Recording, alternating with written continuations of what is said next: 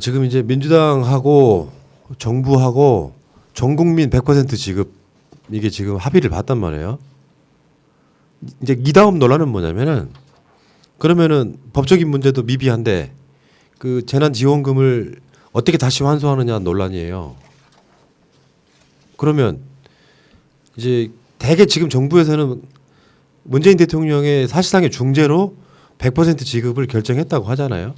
그러니까 문재인 대통령 처음에는 막 지켜보고 있었던 거죠. 그러니까 민주당하고 기재부하고 이런 지켜보고 있는데 그중에 가장 마음고생한 사람은 정세균 총리 같습니다. 그러니까 아무리 봐도 기재부가 답답한 거예요. 이제 정세균 총리가 거기에 끼어들고 문 대통령이 그러면은 기부를 받는 쪽으로 유도를 하는 쪽으로 해서 세수를 다시 한번 충당해보자 뭐 이런 식으로 이야기하고 있는데 미래통합당은 그래요. 좋게 선의로 해석하면 얼마든지 가능한 이야기거든요. 근데 이게 무슨 기부를 받는 게 무슨 뭐 시민단체냐 이딴 식으로 계속 이야기하면서 결국 이게 또 계속 늘어지게 만드는 그런 짓을 하고 있는 겁니다. 지금.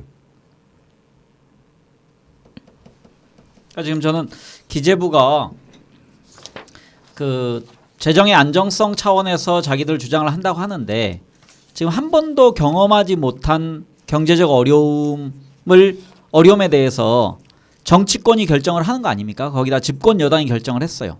그러면은 기재부는 곡간지기로서 당장 주인이 아사 직전에 있는데 먹을 게 없어서 지금 쓰러질 지경인데 야 곡간을 열어라고 국민들이 요구하면 거기에 대해서 곡간을 열어야 되는데 안 됩니다. 나중에 더 큰 위험이 닥쳐올지 모릅니다라는 이유로 그러니까 경험하지 확정되지 않은 미래를 바탕으로 당장 백 없는 건 너희들이 참아야 된다.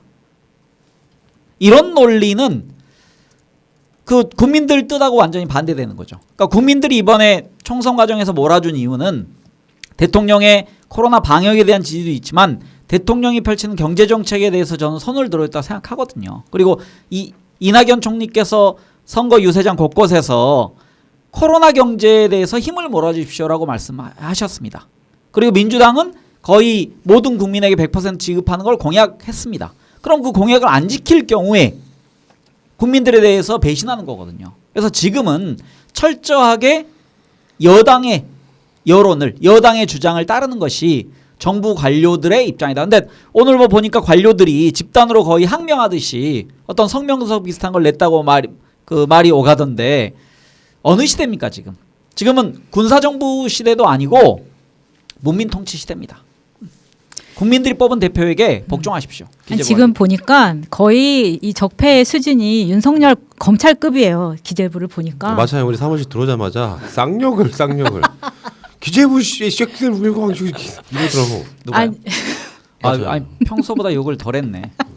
아니 그게 아니라 엄청 심하게 하잖아요. 제 친구가 기재부를 그러니까 전기세도 못 내게 엄청 힘들었던 친구가 있는데 열심히 공부를 해서 5급을 됐고 기재부에 들어갔어요. 그 친구를 이제 친해서 이야기를 많이 들었는데 일단 다 아시다시피 기재부는 사실 엘리트 의식에 좀 그렇죠. 엘리트 의식이 있죠. 왜냐하면 성적 순으로 했을 때 기재부를 1순위로 가장 먼저 씁니다. 그렇기 때문에 성적이 좋은 순서대로 기재부를 들어가는 거거든요. 쉽게 표현하면 돈 주는 곳이잖아요. 세금 지들이 받아가지고. 네, 그래서 약간의 선민의식 그런 것들도 있고 거기에 지금 홍남기 부총리의 이력에서 보면은 대학원을 우리나라에서 졸업을 딴 후에 영국에서 유학을 하거든요. 근데 그 유학이 공무원이 된 후에 간 겁니다. 그건 뭐예요? 나라에서 보내준 거잖아요. 그래서 석사를 하나를 더 땄는데 이게 국민의 돈으로 배우고 돌아와서 국민을 뒤통수 치는 것 같다는 생각이 드는 거예요. 예를 들면 우리 집에 돈 관리하는 삼촌이 있는데 비상시에 대비로 적금을 들어놨어요. 근데 아빠가 아프니까 적금을 깨고 대출도 받겠다 했더니 삼촌이 반대를 하는 거예요. 지 돈도 아닌데. 그래서 아니 본인 돈도 아닌데 왜 이렇게 반대를 하느냐. 우리 아빠가 돈 벌어서 삼촌 유학까지 보내다 줬는데 정작 우리 아빠가 아플 때는 뭘 돈을 못 쓰게 해. 자기가 돈 관리를 한다는 명목 하에. 저는 이번에 기재부가 하는 짓을 보면서 이게 알면 알수록 이게 엄청난 세력이 되어 있구나. 이거 대통령 말도 안 듣고 아무 말도 안 듣고 이번에 그 정부의 연차 내고 휴가 내는 거에 대해서 삭감한 내역도 보면은 기재부 얘네들은 지금 검찰이 칼 휘둘르는 것처럼 자기들 맘대로 하고 있는 거예요. 맞아요. 굉장히 놀라운 집단입니다 지금. 그러니까 이것도 이제 우리가 지금까지 들여다보지 못한 적폐가 최근에 드러난 거죠. 그러니까 이게 말도 안 되는 어떤 마인드 갖고 자신들이 생각이 옳다고 생각하는 거고. 그러니까 사실 지금 기재부 공무원들의 마인드는 이명박근혜 때 머물러 있는 거예요. 하나도 안 바뀐 거죠. 그러니까 이 시대에 사실 국민의 세금을 갖고요. 재정 안정성을 만들었으면 그 재정 안정성이 위급할 때 쓰라고 재정 안정성이 있는 거야. 그러니까 뭐 IMF가 터지고 뭐가 다 터져도 기재부는 안정성만 이야기하면 그게 멍청한 짓이죠. 간혹은 그렇다고 대한민국 재정 안정성이 뭐 흔들리는 나라도 아니고 일본에 비하면요. 그 국채 규모가 10분의 1 정도밖에 안 돼요. 규모 전체로만 보면. 그러니까 이런 상황에서 무슨 재정 안정성 이야기하면서 아직까지 쉴드 치고 뭐 집단으로 뭐 항명 비슷하게 한다고 하면요. 이건 용서하면 안 되죠. 어처구니 없는 짓이죠, 그게.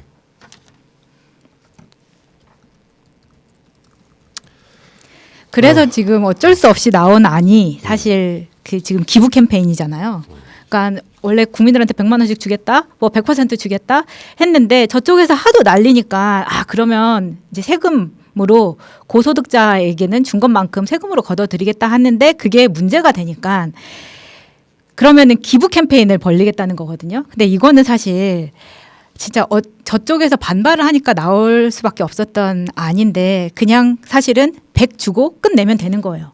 그러니까 아니 저도 그렇게 생각해요. 네. 그러니까 이거는 뭐 이게 강제 지금 조항이 과도기 때문에 강제 조항이 아니기 때문에 과도기라서 더 그런 것 같아요. 그러니까 관료들 입장에서 본인들 주장이 강하기 때문에 어떻게 보면 정치권이 일종의 그 타협책을 제시한 거라고 생각합니다. 근데 아니 예를 들어서 연봉 뭐 한 3억, 5억 되는 사람이 그 사람한테 1인당 25만 원 더 간다고 그래서 그게 그 사람 소득에는 큰 차이는 없는 거잖아요. 물론 기부할 수도 있지만 기부란 절차가 복잡해서 안 할 수도 있습니다. 하지만 그 형식을 그러니까 그 지급한 돈에 대해서 소비를 촉진하게 만들면 이거 충분히 다시 그 경제 순환 구조에 도움이 되는 액수거든요. 네. 기부를 하든 안 하든. 지금 이 기부하고 있어요 이미. 경기도 쪽 같은 데서는 기부를 받고 있어요. 수억씩 모으더라고요. 저도 만약에 이걸 받게 되면 기부할 것 같거든요. 왜냐하면 한국 사람들 이런 거 잘해요. 그러니까 국민성이 너무 훌륭한 사람들이 많아가지고 기부하실 분은 하시고 또 어떤 분들은 착한 소비 하시고 그래서 국난 극복만큼은 대한민국 사람들이 최고입니다. 그 국민을 믿어야 되는데 기재부 부류하고 미래통합당 부류는 빈정거려요. 이게 지금 무슨 시민사회단체에서 후원금 받냐 이런 식으로 이야기를 하고 있으면 안 되죠.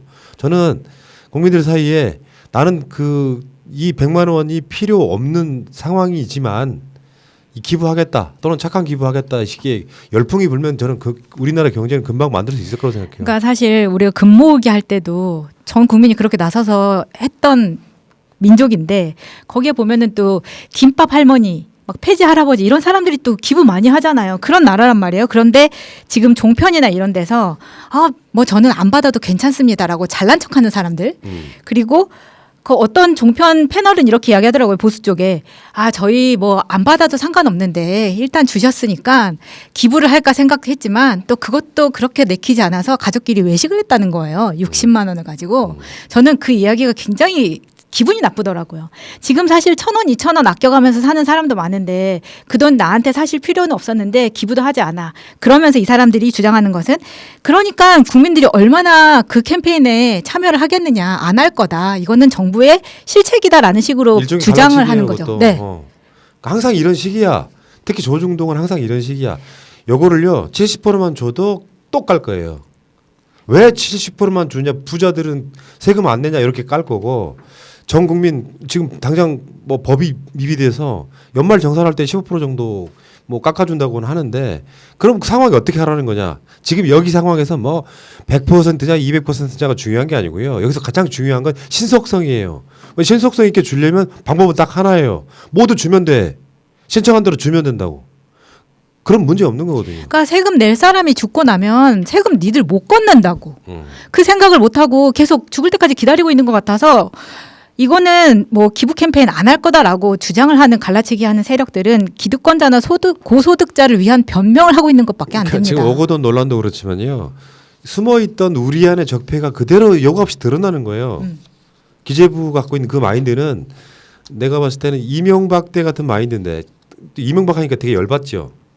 무려 4대강 24조 지금도 1년이면요 한 5천만 원 이상의 관리비가 들어가요. 5천만 원이면 싸고요. 5천억 아닙니까? 죄송해요. 너무 싸게 치셨네. 내가 너무 열받아서 그런 거야. 5천억 정도의 관리비가 들어가요. 지금 전 국민 다 주는데 소요되는 재원이 예상 추정치가 3조라면서요. 이거 뭐 죠? 아니 3조는 이제 국채 발행 액수고 총 12조 그러니까. 정도 필요합니다. 근데 당장 이제 필요하니까 그 3조 국채 발행 안 하려는 것 때문에 지금 온갖 이유를 대면서 지금 안 하고 있는데 그 3조 국채 발행을 하면 그 돈은 결국은 우리 국민들이 국채를 사는 거거든요. 그러니까 지금 시장의 시중의 유동 자금이 1,300조로 추정됩니다. 그럼 그 돈 중에 투자처를 못 찾아서 헤맨 돈들이 많이 있어요. 물론 기업의 유보금도 일부 있겠지만 다른 그 고액 소득자나 자산가들이 국채를 사서 내가 안정적으로 이자를 받고 싶은 욕망이 있는 사람들이 있거든요. 그럼 결국은 국민이 빚을 지는 거나 그러니까 국민은 빚을 많이 지고 있어요. OECD 기준으로 봤을 때 우리 개인 빚은 많습니다. 하지만 정부는 빚이 40% 이하예요. 그거를 개인이 이제 빚질 여력이 없으므로 정부가 이번엔 빚져서 국민들에게 3조 정도 줘라. 얼마 되지도 않았어요. 국가 예산에 그러니까 대비하면. 3조만 더 내면 그렇죠. 국채만 발행하면. 그래서 총 12조 원 정도로 이번엔 기분 좋게 한번 할 수 있습니다. 저는 꼭 받고 싶은 게 국가가 위급할 땐 국민에게 돈을 주는구나. 그러니까. 이런 관행을 만들어야 됩니다. 나도 저는 받고 싶다. 하반기 때도 달라고 하고 싶어요. 아니, 우리 어렵다. 좀 줘라. 국가가 이럴 때 있는 거지 뭐. 아니 이 논쟁의 사이즈를 보면 누가 보면은 1인당 1억씩 준다고 하는 줄 알겠어요. 그러니까 4인 가족 100만 원 정도인 거죠. 네. 어쨌건 그게 개인의 어떤 정말 저소득층 같은 경우는 생활비도 필요합니다만 전 국민한테 이거 주는 거는 소비 진작시켜서 경제 살리자 이런 의미라면 가장 모자란 건 그거 아니에요? 경제가 좋아져서 내일 세금이 많아지면 가장 먼저 환호해야 되는 게 기재부 아니에요? 자신들이 열매를 따려고 하는데 왜 남한테 물을 안 줘? 가장 멍청한 짓입니다. 자기 돈도 그러니까 아니고. 미국도 그 소득 거의 8만 불 이하, 7만 5천 달러 이하의 사람들에게는 지금 1,200달러씩 지불하기 시작했고요. 그 학생들에게는 500달러. 그다음에 일본 같은 경우도 우리가 비난했었지만 지금 뭐 113만 원 정도, 110만 원 정도를 다 전 국민에게 지불한다고 합니다. 그리고 독일 같은 경우는 영세 자영업자나 프리랜서나 뭐 이렇게 예술가들에게 그들이 와서 신청하면 3일 만에 2천만 원, 1,900만 원 정도의 돈이 곧바로 지급된다고 합니다. 그러니까 그런 우리가 선진국이라 소위 불렀던 나라들 경제적 위기가 닥쳤을 때 조치조차 빠릅니다. 근데 우리는 그런 그 수정 자본주의를 지금까지 해본 적이 없기 때문에 미국은 뉴딜 정책 그러니까 1929년 대공황을 거치면서 수정 자본주의를 일부 도입했거든요. 아주 정글의 자본주의처럼 보이지만 대한민국도 도입해야 됩니다 지금. 아니 기재부 철밥통 먹고 살만하니까 국민들이 얼마나 힘든지 모르는 겁니까? 홍남기 부총리는 사퇴해야 합니다. 센데? 사퇴하십시오. 아니 그러니까 그런 건 있는 것 같아. 믿고 맡기면은 꼭 헛짓거리하는 애들이 있어요. 윤모 씨, 홍모 씨 이렇게 가지고 기분 나쁜데. 근데 그 이야기는 좀 약간 별개로 하고요. 지금 우리가 코로나 대응에 있어서 전 세계적인 원탑이라고 할 수 있는 거잖아요. 근데 그 방역만 잘하면 되는 게 아니고 이제 소위 말하면 포스트 코로나 시대. 지금 그 막 미래학자나 뭐 그쪽 전문가들이 앞으로 사회는 완전히 달라질 거다. 코로나 이후와 이전은 나뉠 거다. 지구의 모든 나라들이 이렇게 이야기할 정도거든요. 일종의 그 패스트가 돌았던 그 느낌하고 좀 비슷할 수도 있다고 생각이 들어요. 그러니까 대표적으로 유발 하랄이라는 사람이 뭐 그걸 했죠. 그러니까 유발했습니다. 안 한다. 아재. 는 재밌어. 오케이. 이런 거 해줘야 그러니까 마치가 힘이 나거든요. 그러니까 최근에 문 대통령이 지금 그 비상경제회의 5차에서 그런 이야기 했습니다. 범국가적 차원에서 새로운 일자리 창출을 위해 대규모 사업을 대담하게 추진할 필요가 있다. 그러면서 포스트 코로나 시대의 혁신 성장을 준비해 갈 것이다. 이게 이제 기존의 왜 그 사실은 이런 거거든요. 이런 상황이 되면은 기존의 정부 같으면은 이제 경기 부양 등을 위해서 각종 SOC 막 해요. 그러니까 막 결국은 성장률을 올리려고 하는 거예요. 국가에서 마차님이 이 방송실로 출근하는 것 자체가 성장률이에요. 그 모든 행위가 성장률에 포함된다고. 근데 이거를 확 올리려면 뭔가 대규모 토목 사업을 해야 되는 거예요. 그게 이명박 같은 거야. 근데 그런 거 하지 않고 뭔가 디지털 국가로 전환을 확 시켜버리겠다 이런 거거든요. 그러니까 이 디지털 전환이라고 하는 게 국가가 막 확 바뀌지는 않겠지만요. 최근에 신도시 같은 게 만들어지면은 만들어진 시스템 있죠. 또 스마트 시티 같은 거. 뭐 이런 것들이 다 개념 도입을 해가지고 굳이 대면을 하지 않아도 웬만한 삶이 영위되는 그런 시대로 바뀌는 거죠. 거기에 대한 준비를 하겠다는 거고 코로나 시대 이후의 대응은 대한민국이 가장 선도적으로 해서 모든 것을 한국식으로 바꾸는 거예요. 모든 모델을. 그런 큰 그림을 딱 그리더라고요. 야 역시 문재인 대통령이구나 이런 생각해봤습니다. 뉴딜 얘기를 좀 하면요. 그러니까 1920년대 미국이 그 가장 이상적인 국가를 만들었다고 스스로 선언합니다. 그러면서 온갖 그 향락에 취해요. 그러니까 음주 그때 금주령이 내렸었는데 술 판매가 평소에 뭐 3배 이상 늘어납니다. 그 20년대. 그리고 SEX 뭐 등등이 범람하는 시대가 와요. 그리고 근데 그때 뭐 하냐면 기업들이 노동자들을 착취합니다. 왜냐면 그 자본가들이 그 공장을 만들어서 예를 들어서 산업시설을 만들어서 그 당시 국민의 기본소득이 유지되려면 최저임금이 1,800불쯤 돼야 되는데 노동자들은 1,500불밖에 안 줘요. 그러니까 그 영화 모던 타임즈 찰리 채플린 나왔던 모든 인간을 기계로 만듭니다. 생산 도구로서. 그리고 자본가들은 자본을 축적해서 야 물건만 많이 만들면 돼. 그럼 우린 돈을 무한대로 버는 거야. 근데 그게 어느 순간 깨지는 게 바로 1929년이거든요. 그래서 그 뒤에 미국 경제에서 4분의 1의 실업자가 발생합니다. 제가 우리나라에서 노동자도 마찬가지입니다. 지금 산업구조 조정도 있지만 코로나 이 위기로 인해서 얼마나 많은 실업자가 발생할지 몰라요. 근데 지금 대통령이 발표하신 이 그 90조 한국판 뉴딜 정책에는 실업자에 대한 보조 정책이 명확하게 들어 있습니다. 그리고 아까 말씀하신 대로 그 디지털 국가로 전환하겠다. 그럼 아까 그 스마트 시티 얘기한 것처럼 우리가 아파트를 지을 때 그 안에 스마트 시스템을 집어넣으면 이 모델을 우리만 하는 게 아니고 다른 동남아시아 국가에 주로 수출합니다. 그러니까 베트남 가면은 베트남의 아파트를 한국형으로 짓는 게 유행이에요. 그 이야기는요. 네. 그 송 작가의 죽는 이야기 이번 주 방송 그래요? 지난주 방송에 아주 자세하게 나와 있는데 저는 송 작가였습니다. 황 작가, 송 작가, 아무튼 그런 상황이 좀 되고 있고요. 그러니까 마치 문 대통령이 그 방송을 듣긴 하신 것처럼, 뭐 제 느낌은 그런 게 들었다 이런 건 농담이고 마치 이제 지금은 패러다임의 전환이 확 돼야 되는 시대. 패러다임은 조금씩 바뀌고 있는데 패러다임이 바뀌었다고 말할 정도면 전환이 안 된 거죠.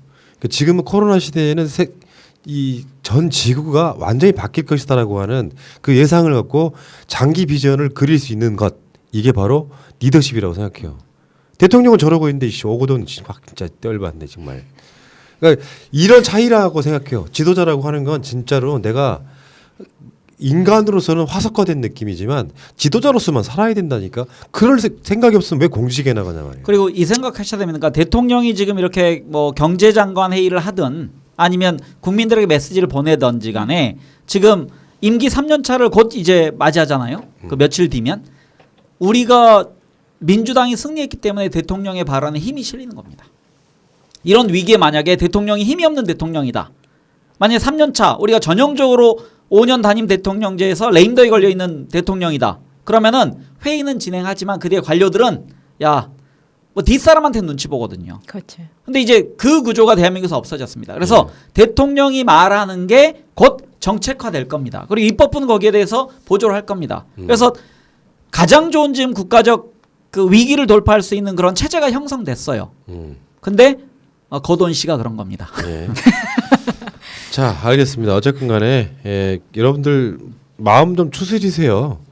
이게 한쪽에 이것도 과몰입이에요. 세상에 일어나는 여러 가지 현상 중에 하나고 여러분들 마음을 대신 우리가 대변해 드렸기 때문에 너무 이렇게 막 멘붕 오지 마시고 마음 가라앉히시고 지켜보시기 바랍니다. 견딜 건 견뎌죠. 어떡해요. 우리가 민주시민이기 때문에 그렇습니다.